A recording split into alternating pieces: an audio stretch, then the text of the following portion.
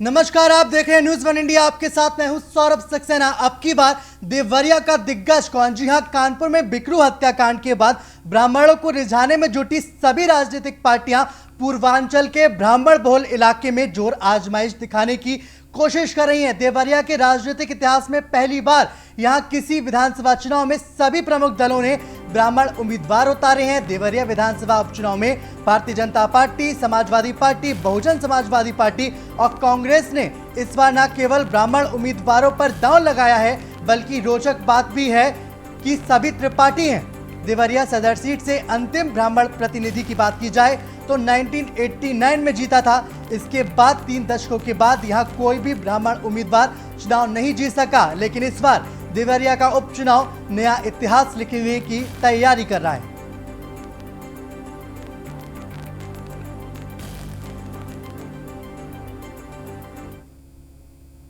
तो अब की बार देवरिया के मैदान में दिग्गज कौन कौन है, आपको ग्राफिक्स के जरिए बता देते हैं। देवरिया में बीजेपी में से बात की जाए तो देखिए यहां पर कांटे की टक्कर दिखाई दे रही है। हम आपको 4 चेहरे दिखा रहे हैं इस वक्त।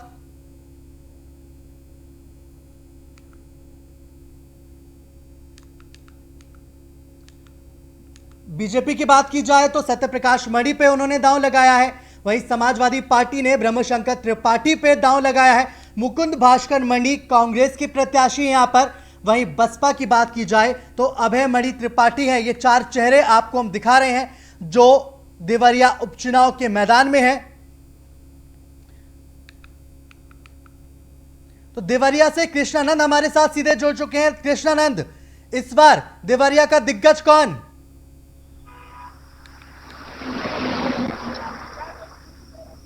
जितनी पार्टियां उन्होंने ब्राह्मण चेहरे को मैदान में उतार रखा है। बता दिया जाए, आपको बता दें कि सपा से ब्रह्माशंकर त्रिपाठी है, वहीं कांग्रेस से मुकुंद मणि त्रिपाठी है, वहीं भाजपा ने सत्यप्रकाश मणि त्रिपाठी को टिकट दिया है। ऐसे ही आपको बता दें कि सभी प्रमुख दल की पार्टियों ने ब्राह्मण चेहरे को इस बार मैदान में उतार रखा है और ये कहीं ना कहीं जनपद में एक अलग इस बार का चुनावी माहौल देखने को मिलेगा, क्योंकि जो है आपको बता दें लगभग 2-3 दशकों बाद ऐसा हो रहा है कि सभी प्रमुख पार्टियों ने ब्राह्मण चेहरे को जो है इस बार मैदान में उतारा है। वहीं आपको बता दें देवरिया जनपद में प्रमुख जो वोटर है उसमें जो है मैक्सिमम जो है ब्राह्मण चेहरे हैं। ब्राह्मण बिल्कुल कृष्णानंद, आपके साथ जो स्थानीय निवासी है वो भी जुड़े हुए हैं। उनसे सवाल कीजिए और उनसे पूछिए कि वो किसे जिताना चाहते हैं और वो अपने जो उम्मीदवार हैं उनसे क्या मांग करते हैं।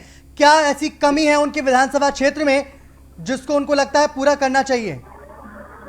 ये बताइए, देवरिया जनपद में इस बार उपचुनाव हो रहा है और क्या आपको लगता है कि कैसे यहाँ पर जो है उपचुनाव में क्या यहाँ के चुनाव हो रहा है? तो जैसे मान लीजिए माननीय जन्मेजय मान लीजिए जो थे वो तो बहुत अच्छे काम किए हैं।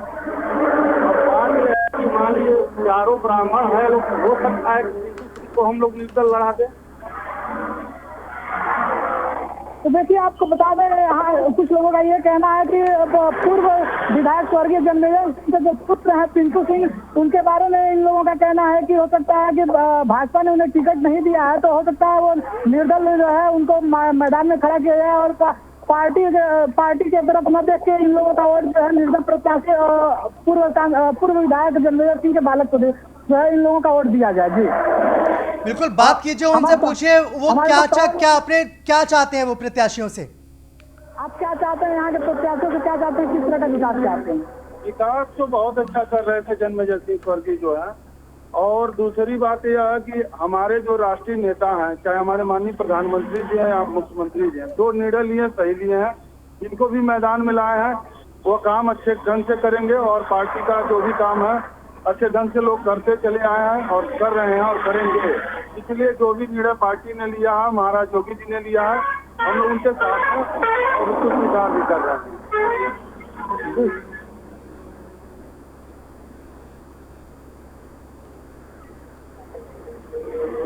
बिल्कुल कृष्णानंद, आपके साथ बहुत सारे लोग हैं। क्या प्रमुख मुद्दे हैं वहां के स्थानीय जनता के? देखिए आप जो जन्मेजय सिंह हैं उनके निधन के बाद ये सीट खाली हुई है। ऐसे कौन कौन से विकास कार्य हैं जो वहां की जनता चाहती है कि जो अगला विधायक जीते उनको प्रमुखता से करे? रोड कहीं कहीं जो खराब है उसको ढंग से बनवा दिया जाए। वहीं जो है बाढ़ बारिश होने पे उसको जो है ध्यान में रखा जाए, उसको ऐसी व्यवस्था की जाए कि जो है जनता में बाढ़ की समस्या ना। हालांकि जो है कुछ दिन पहले मुख्यमंत्री जब आए थे तो उन्होंने बिल्कुल कृष्णानंद, आप हमारे साथ बने रहिए। बीजेपी प्रत्याशी सत्य प्रकाश मणि भी हमारे साथ जुड़ चुके हैं। सत्य प्रकाश जी, बहुत बहुत स्वागत है आपका। धन्यवाद। तो बिल्कुल, क्यों जनता चुने आपको उपचुनाव के मैदान में? अगर आपको देवरिया की जनता वोट दे सर, तो क्यों दे? वोट विकास के नाम पर दे। भारतीय जनता पार्टी की सरकारों ने, योगी जी की सरकार, मोदी जी की सरकार ने विकास कार्य पर ध्यान दिया है। कई ऐसे कार्य किए हैं जो स्थानीय स्तर से लेकर राष्ट्रीय हित के हैं। इस आधार पर हमें जनता वोट देगी। बिल्कुल, चारों पार्टियां जो हैं प्रमुख, सभी ने ब्राह्मण उम्मीदवार उतारे हैं सर। सबके अपने अपने समीकरण होंगे, पता नहीं, उसके बारे में नहीं कुछ कहना चाहता। लेकिन भारतीय जनता पार्टी ने एक जमीनी कार्यकर्ता को उतारा है। हम लोग कार्यकर्ता हैं और इसी विधानसभा के रहने वाले हैं। हम न बाहर से आए हैं, न कोई दल बदले हैं, और हम भारतीय जनता पार्टी के मूल कार्यकर्ता हैं। भारतीय जनता पार्टी ने इसका ध्यान दिया है। देखिए सत्य प्रकाश जी, चाहे वो हाथरस मामला हो, चाहे वो बलिया मामला हो, तमाम ऐसे मामले हैं जिसपे बीजेपी सरकार घिरी हुई है। ऐसे में आपको लगता है कि जनता विश्वास करेगी? और बहुत बड़ी चुनौती है आपके पास, क्योंकि ये सीट पहले से बीजेपी के पास है। बीजेपी का वर्चस्व कायम रखने की चुनौती आपके पास। घेरने की कोशिश की जाती है, यह उचित बात नहीं है जी। समस्याएं अगर हैं तो उसका समाधान भी है। अनावश्यक रूप से कोई दोषारोपण करे और घेरने की कोशिश करे, सरकारें यह काम नहीं कराती। उस पर जो भी सच्चाई है उसके लिए जांच एजेंसियां लगी हुई हैं, उस पर अगर कोई पीड़ित है तो उसकी सहायता करना हमारा उद्देश्य। बिल्कुल सत्य प्रकाश जी, आप हमारे साथ बने रहिए। देवरिया की जनता भी हमारे साथ है। कृष्णानंद, जो जनता आपके साथ खड़ी है, आप उनको बताइए कि बीजेपी प्रत्याशी सत्य प्रकाश मणि हमारे साथ है। अगर वो कोई सवाल करना चाहे तो डायरेक्ट कर सकती है। देवरिया के विकास के लिए हमारे साथ जो है इस समय लाइव हमारे चैनल पर न्यूज़ ऑन इंडिया पे सत्य प्रकाश मणि त्रिपाठी जी जुड़े हुए हैं। क्या आप उनसे कोई सवाल जवाब करना चाहते हैं? सवाल जवाब करने से क्या फायदा है? किसानों को कोई देखता है? देवरिया में साला 14 मिले थी, आज के डेट में एक है, वो भी बिहार के बारे। सब लोग आते हैं, बस वही दिखाते हैं, लॉलीपॉप दिखाते हैं, ये मिल खुलेगा, ये होगा, वो होगा, होता कुछ नहीं है। भाई किसानों को लाभ चाहिए, कुछ नहीं चाहिए। मैं सरकार से यही पूछना चाहता हूँ। जी देखिए, इनका प्रत्याशी बिल्कुल सत्य प्रकाश जी, किसान परेशान है देवरिया का, क्या करेंगे आप? मैं खुद किसान का बेटा हूं, मैं खुद किसान भी हूं। मैं भले ही एक कॉलेज में प्रोफेसर हूं, लेकिन मूल रूप से किसान भी हूं और किसान की समस्याओं से हम अवगत हैं। और जो भी समस्याएं आएंगी उसका हम समाधान करेंगे। भारत सरकार के कृषि मंत्रालय ने तमाम काम किए हैं। कृषि उत्पादन कैसे बढ़े, किसान खुद कह रहा है सरकार। सर, कृषि मंत्रालय ने बहुत काम किए, सरकार ने बहुत काम किए, लेकिन अगर किसानी सवाल उठा रहे हैं तो फिर आपको सोचना पड़ेगा ना सर। बिल्कुल सोचना पड़ेगा। हम जो भी, अगर किसी को तकलीफ है, कोई बात है, हम उसको अध्ययन करेंगे, उसकी समस्या का समाधान करेंगे। कैसे? हम देखेंगे कि समस्या का समाधान कैसे हो सकता है। मैं खुद किसान हूँ, मैं इसकी समस्याएं क्या हो सकती हैं इससे सरकार अवगत है और उसके समाधान के लिए दिन रात काम कर रही है। लेकिन आप जिस तरीके से आपकी सरकार 2022 में किसानों की आय डबल करने की बात करती है, लेकिन अगर 2020 की बात की जाए तो आज भी किसान परेशान है। आज भी किसान को लगता है कि अपनी परेशानी क्या नेताओं को शेयर करें, वो तो समाधान ही नहीं निकालेंगे, वो तो अपनी राजनीति में व्यस्त रहेंगे। ऐसा नहीं है। पहले की जो स्थिति थी उससे काफी स्थिति हमारी अच्छी हुई है। बिल्कुल सत्य प्रकाश जी, आप हमारे साथ बने रहिए। मुकुंद भास्कर मणि त्रिपाठी जो कांग्रेस के प्रत्याशी है, वो भी हमारे साथ जुड़ चुके हैं। मुकुंद जी, बहुत बहुत स्वागत है आपका।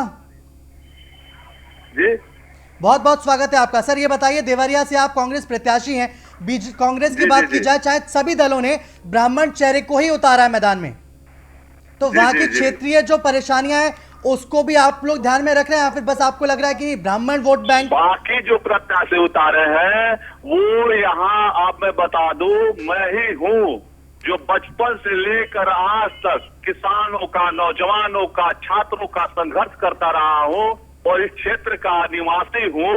बाकी मैं बता दूं, बसपा का प्रत्याशी भी इस विधानसभा से नहीं आता, सपा का भी प्रत्याशी इस विधानसभा से नहीं आता। आप क्या क्या जानना चाहते हैं? यहाँ कलराज मिश्रा देवरिया क्या आयातित लोगों के लिए है? कलराज मिश्रा आए, यहाँ से गए, माननीय रमापति राम आए हुए हैं, आज जनता के बीच में तमाम उपच्छाओं को, नारों को लगा के आए थे, जुमलों से को लेकर आए थे, और कोई इनका, आप यहाँ का कल कारखाने नहीं है, यहाँ का रोड देख लीजिए, यहाँ सारी अव्यवस्था फैली हुई है, कोई रोजगार का यहाँ साधन नहीं है। गन्ना मिले थी औने पौने दाम में, जब गैर कांग्रेसी शासन ने पिछले 32 सालों में सारा बेच के किनारे कर दिया गया। यहाँ जरूरत है कि नई चीनी मिल का निर्माण हो और पुरानी चीनी मिलों को भी चालू कराया जाए। आज जरूरत है यहाँ न बिजली की व्यवस्था है। बिल्कुल मुकुंद जी, आप हमारे साथ बने रहिए। बीजेपी प्रत्याशी मुकुंद जी, आप हमारे साथ बने रहिए। बीजेपी प्रत्याशी सत्यप्रकाश मणि भी हमारे साथ है। सत्यप्रकाश जी, जवाब दीजिए कांग्रेस के आरोपों का। विकास का दावा करते हैं, लेकिन देवरिया में विकास नहीं किया आपने। मुकुंद जी सुन लीजिए, मुकुंद जी सुन लीजिए जी। कोई विकास का कार्य नहीं हुआ है और देवरिया में सिर्फ लूटने। बिल्कुल मुकुंद जी सुन लीजिए एक बार सत्यप्रकाश मणि को। जो भी जनप्रतिनिधि हुआ सिर्फ उसका विकास हुआ है, मुझे नहीं लगता किसी चीज का विकास हुआ है। आगे तो आप भगवान ही मालिक है, अगर इन्हें सोचना होगा। आज नौजवानों और किसानों से हम लोग आए हैं। बिल्कुल मुकुंद जी सुन लीजिए, मुकुंद जी। और हम अरे मुकुंद जी, भाषण जरा सा बंद कर दीजिए मुकुंद जी। बीजेपी प्रत्याशी को हमारी आवाज आ रही है? सत्यप्रकाश जी, साफ तौर पे कांग्रेस का आरोप है कि आप देवरिया में विकास की बात करते हैं, लेकिन आपने विकास नहीं किया। पूरा लूट बचा हुआ है यहाँ योगी सरकार द्वारा। हर कोई प्रत्याशी अभी नया मेडिकल कॉलेज बन रहा है जो जल्दी शुरू होने वाला है। यह विकास कार्य नहीं है। यहाँ सेंट्रल स्कूल की बिल्डिंग, सेंट्रल स्कूल खुला हुआ है, ये विकास कार्य नहीं है। यहाँ सड़कें चौड़ी हो रही हैं, राजमार्ग चौड़े हो रहे हैं, ये विकास कार्य नहीं है। गांव में सड़कें अच्छी बन रही हैं, क्या विकास कार्य नहीं है? मुकुंद भास्कर जी हमारे छोटे भाई हैं, हाँ, लेकिन अब केवल आरोप लगाना। और कलराज मिश्रा जी की देन है, रमापत राम जी यहाँ पे जितना यहाँ के स्थानीय लोग नहीं रहते उतना वो रहते हैं। बिल्कुल मुकुंद जी, जवाब दीजिए। विकास हो रहा है लेकिन आपको दिखाई नहीं दे रहा। सब गांव इससे जुड़े हुए हैं। जहाँ मैं हूँ बिजली 24 घंटे आ रही है, चारों तरफ किसान बिजली यहाँ 24 घंटे आ रही है, बिजली कटौती नहीं है। के लिए जो गन्ना ये विकास कार्य नहीं है। बेटियों की शादी होती थी। बिल्कुल आप दोनों हमारे साथ बने रहिए। सपा प्रत्याशी ब्रह्माशंकर त्रिपाठी भी हमारे साथ जुड़ चुके हैं। तो ब्रह्माशंकर त्रिपाठी जी, अब की बार देवरिया में दिग्गज बन पाएगी सपा?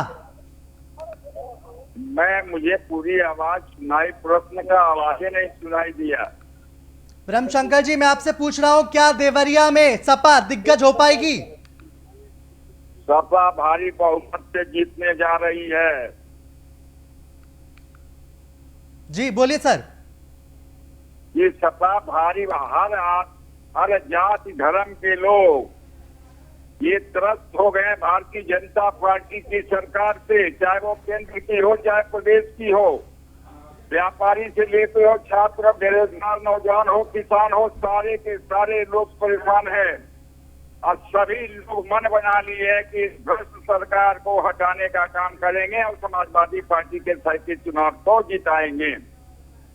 बिल्कुल सत्यप्रकाश जी, समाजवादी पार्टी के आरोपों का जवाब दीजिए। हेलो जी सत्यप्रकाश जी, आवाज आ रही है? सबसे पहले मैं आदरणीय ब्रह्माशंकर त्रिपाठी जी को प्रणाम करता हूँ। हमारे श्रेष्ठ ब्रह्मशंकर त्रिपाठी जी एक बात सुन लीजिए। सत्यप्रकाश जी बोलिए। आदरणीय ब्रह्माशंकर त्रिपाठी जी को प्रणाम करता हूँ, हमारे श्रेष्ठ हैं। विरोधी दल में है तो कुछ न कुछ तो कहना ही पड़ेगा। आखिर वो कहेंगे क्या? ये बताइए कि हम जात पात पर ध्यान देते हैं? हम तो सबका साथ सबका विकास की बात करते हैं। कहीं हम वर्ग भेद नहीं करते। हम जातीय आधार पर चुनाव नहीं लड़ रहे हैं और मैं चुनाव जीतूंगा, जनता चुनाव जीतेगी। मैं तो अभी बात हो रही थी स्थानीय प्रत्याशी का, तो मैं तो यहीं से यही जिंदगी मेरी बीती है और मैं उनको बार बार प्रणाम करता हूँ। आरोप लगाने को तो कोई आरोप लगा सकता है, आखिर कुछ कहने को चाहिए कि नहीं चाहिए? तो मेरा उससे कोई विरोध नहीं है। और विरोधी दल चाहे जो भी कहें, भारतीय जनता पार्टी की सरकार ने अच्छा काम किया है। यह उपचुनाव निश्चित भारी मतों से जीतेगी चुनाव। मुकुंद भास्कर जी, धन्यवाद देना चाहता हूँ आपको। मेरा बिल्कुल कार्यक्रम भी अभी है बाहर। बिल्कुल मुकुंद भास्कर जी कांग्रेस से हमारे साथ जुड़े हुए हैं। मुकुंद जी आवाज आ रही है आपको? कोई बिजली की व्यवस्था है ना कुछ व्यवस्था है। बिल्कुल मुकुंद जी, साफ तौर पे बीजेपी कह रही है सबका साथ सबका विश्वास लेके बीजेपी चल रही है और वही जीत हासिल करेगी। कांग्रेस क्या 7 सीटों में एक भी सीट जीत पाएगी? क्या देवरिया सीट जीत पाएंगे आप? हत्याएं हो रही है, बेटियों की इज्जत लूटी जा रही है, विकास का कार्य क्या हुआ? विकास का कार्य इस क्षेत्र में हुआ है। यहाँ के विधायक के बड़े बड़े बिल्डिंगें बनी है, बड़ी बड़ी गाड़ियां खरीदी गई है, इनके राइफल और रिवॉल्वर खरीदे गए हैं, इनके जो है तमाम संसाधन बड़े बड़े ठेके लिए गए हैं। यही विकास हुआ है गौरी बाजार और देवरिया विधानसभा का। और क्या विकास हुआ है मैं पूछना चाहता हूँ, जवाब दीजिए। क्या विकास हुआ? आप सत्यप्रकाश जी जवाब दीजिए। विकास की बात आप कर रहे हैं लेकिन आपका विकास विपक्ष को तो दिखाई नहीं दे रहा है। चले एक बार सीधे जनता के पास चलते हैं। आप तीनों ही जो मेहमान है हमारे साथ बराबर जुड़े रहिए, देवरिया की जनता भी हमारे साथ है। कृष्णानंद बात कीजिए और बताइए वहां की जनता को कि तीनों प्रत्याशी हमारे साथ हैं, क्या सवाल करेंगे? देवरिया से सदर विधानसभा से जितने प्रत्याशी हैं आज हमारे चैनल पे न्यूज़ वन इंडिया पे लाइव जुड़े हुए हैं, क्या उनसे आप सवाल करना चाहते हैं और क्या देवरिया की समस्या के बारे में उनको अवगत कराना चाहते हैं? समस्या ये है कि यहाँ पे इस समय जो है कटाई का सीजन है और इस समय लोग बता रहे हैं कि सब में जो है समय लगना है, लेकिन उपलब्धता न होने के कारण सारे किसान परेशान है। और ये जो जिनके पास भी कंबाइन है वो भी है कि कैसे इसको लगाया जाए और सब्सिडी की क्या व्यवस्था है। किसान भी इसमें ट्रस्ट है कि इसको सब्सिडी मिलेगी नहीं मिलेगी, क्या करना है, आगे कैसे होगा, सबको सुविधा जो है तो सरकार के तरफ से उपाय किया जाए ताकि सारी कंबाइनें आराम से चल सके। अब तो भाजपा सपा कांग्रेस सारे प्रत्याशी हमारे साथ इस समय लाइव जुड़े हुए हैं, उससे और आप अपना क्या सवाल करना चाहते हैं? देखिए हम कहना चाहते हैं कि मान लीजिए सारी पार्टियां तो अपनी ही हैं, सब अपने हैं। बात यही है कि मान लीजिए किसानों को कोई देखता है नहीं, जिसका सत्ता होगा सब कहेंगे, चुनाव आएगा कहेंगे कि हम ये करेंगे वो करेंगे, होता कुछ नहीं। बिल्कुल कृष्णानंद, सपा प्रत्याशी ब्रह्मा शंकर त्रिपाठी आवाज आ रही है आपको? क्या कर रहे हैं वो? कौन है ये जनता बोल रही है सर। जनता साफ तौर पे कह रही है कि जिसकी सरकार आ जाती है वो विकास का दावा करता है लेकिन जनता को दिखाई नहीं देता, किसान परेशान है। अब मैं इतना ही जवाब दे सकता हूँ जनता को कि हमारी सरकार थी तो कन्या विद्याधन, लैपटॉप और सबका वो जी था। सर जब आपकी सरकार थी तब आपने क्या काम किया? सरकार जनता ने आपको दोबारा नहीं चुना ना सर। अगर जनता को आपका काम पसंद आया होता तो 2017 में बीजेपी की सरकार नहीं बनती, समाजवादी पार्टी की दोबारा बन जाती। तो साफ तौर पे जो आपका काम था जनता को पसंद नहीं आया। हिंदू मुसलमान और क्या नाम है कि पुलवामा का घटना जो मोदी ने भजा लिया जनता को मूर्ख बना करके, वो चलने वाला नहीं है। मंदिर मस्जिद का मुद्दा है न हिंदुस्तान पाकिस्तान का मुद्दा है। यहाँ इंसान के बच्चे भूखे मर रहे हैं, बेरोजगार तड़प रहे हैं। सर अगर आपका काम बोलता तो जनता वोट देती ना। आप हिंदुस्तान के पता नहीं कहाँ कहाँ घूम लेते हैं, लेकिन विकास की जब बात आती है तो शायद आप लोग पीछे हो जाते हैं। सत्यप्रकाश जी, सत्यप्रकाश जी आपसे मेरा सवाल है कि आप लोग भी विकास का दावा करते हैं लेकिन जनता की परेशानी आप साफ तौर पे सुन पा रहे होंगे। देखिए किसान की बात जहाँ तक है, किसान इस देश का भगवान है, अन्नदाता है। किसानों के बारे में हमारी सरकार सोचती है। तमाम कृषि वालों के कार्यक्रम होते हैं, तमाम मशीनों पे सब्सिडी दी जाती है, उपलब्ध कराया जाता है, खाद सही समय से उपलब्ध हो रही है, पानी की व्यवस्था की जा रही है, बिजली 24 घंटे आ रही है। अब किसी को कोई तकलीफ है तो उसकी समस्या का भी समाधान होगा। और रह गई बात पुलवामा और क्या करके, जनता यहाँ की मूर्ख नहीं है, ये जनता है सब जानती है।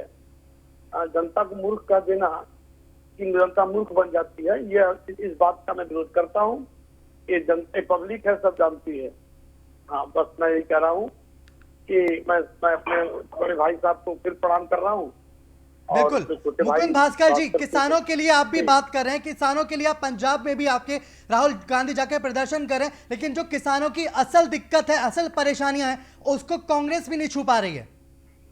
अरे भट्टा पर सोर से लेकर कहीं भी आप किसानों की लड़ाई की आप क्या बात करते हैं? किसानों की लड़ाई असली मुद्दे पे कौन लड़ता है? कांग्रेस लड़ती है। कांग्रेस संघर्ष दिन रात संघर्ष कर रही है किसानों के मुद्दे पे।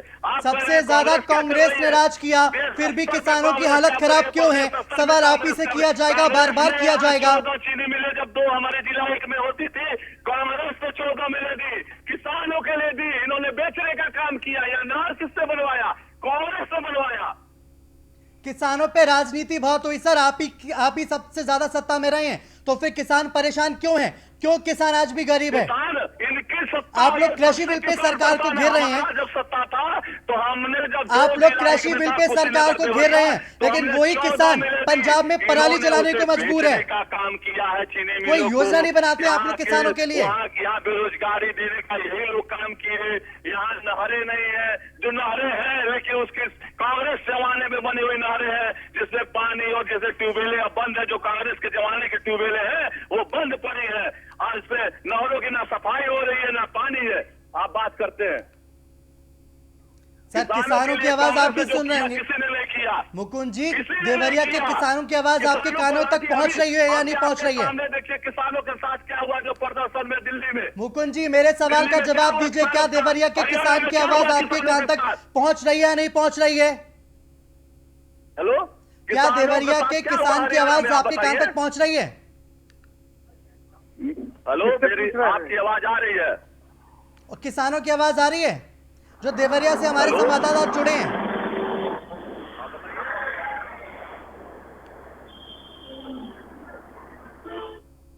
मुकुंद जी तक शायद हमारी आवाज नहीं जा रही है, तो साफ तौर पर सत्य प्रकाश जी आपसे मेरा सवाल है, इस बात का, जिस किसान का बेटा जब घर में वो बेरोजगार था, यहाँ रोजगार का अवसर नहीं प्राप्त हुआ, बड़े शहरों में जाके गुजरात, मुंबई और हरियाणा, दिल्ली कहीं भी जाके जो नौकरी करते थे, लॉकडाउन में वो बेचारे पैदल चल के अपना घिसते पिसते भूखे नंगे मरते हुए अपना एक एक पैसा लगा कर, बिल्कुल आप लोग हमारे साथ बने रहिए।